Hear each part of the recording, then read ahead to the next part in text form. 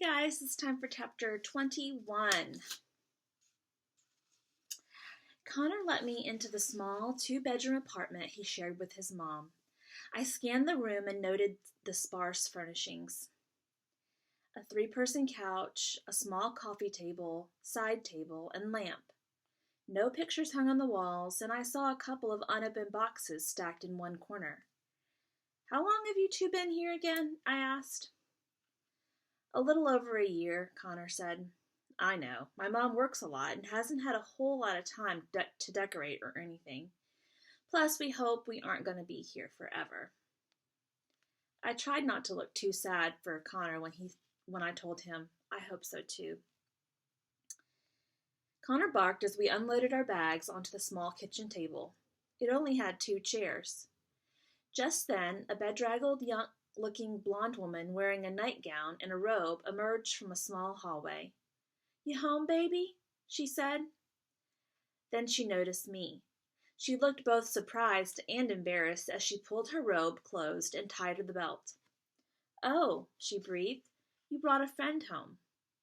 "Mom, this is Avon," Connor said. She glanced briefly at my torso. "Hi, Avon. I'm sorry I'm not more presentable for you." "That's okay," I said, to try to ease her embarrassment. "Connor told me you had to work all night." She gazed at Connor. "Yeah, I was just coming out to tell him there's a bowl of macaroni and cheese in the fridge for him to heat up for dinner. I'm sorry I don't have more." "No, that's okay," I said before she could finish. "Mom, Avon just came over for a couple of hours to play video games. Her mom will be picking her up before dinner." Connor's mom looked so embarrassed about the situation that I felt bad Connor hadn't been able to give her some kind of warning about me coming over. "I'm sorry for the surprise, Mrs. Bradley. I'm happy to finally meet you." "I'm happy to meet you too, Avon. It's nice to see Connor with a friend. Perhaps you can come over again on another day when I'm a little bit more myself." "Oh yeah, I'd love to." I don't know what got into me, but then I said to her, "And maybe you can come to the next Tourette's support meeting with us." Connor jerked his head at me, and I immediately realized she knew nothing about it, something I think I had already suspected. Her eyes were large with surprise.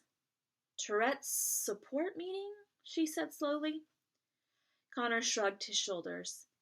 "Yeah, Avon and I went to a support meeting one day while you were working." "Connor, I wish you would tell me about these things." Her eyebrows furrowed together. "How did you get there?" "Avon's mom drove us." "Don't worry," I said, noticing the look of concern on her face. "We're not like a psycho family or anything.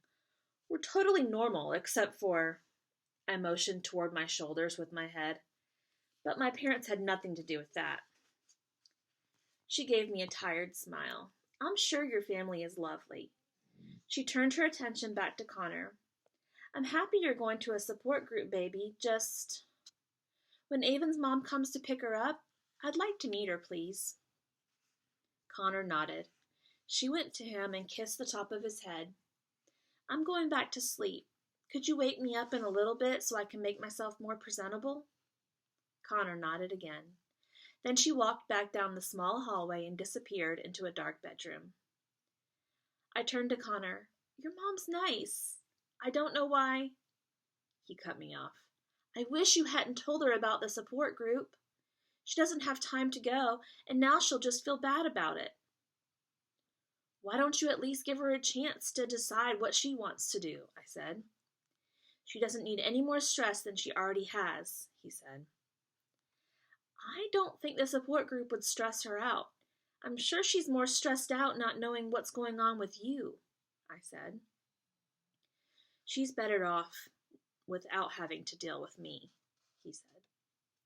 I suddenly saw things so clearly.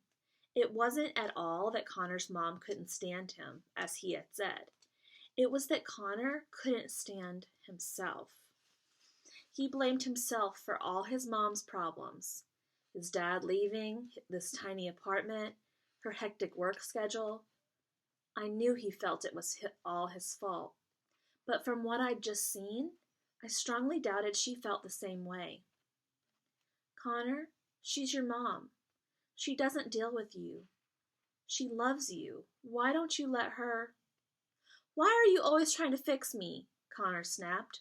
Why don't you just be my friend, Avon? I don't need to be fixed. I don't want to fix you, I said. I don't think you're broken or anything. I just want to help you. Friends help each other, don't they?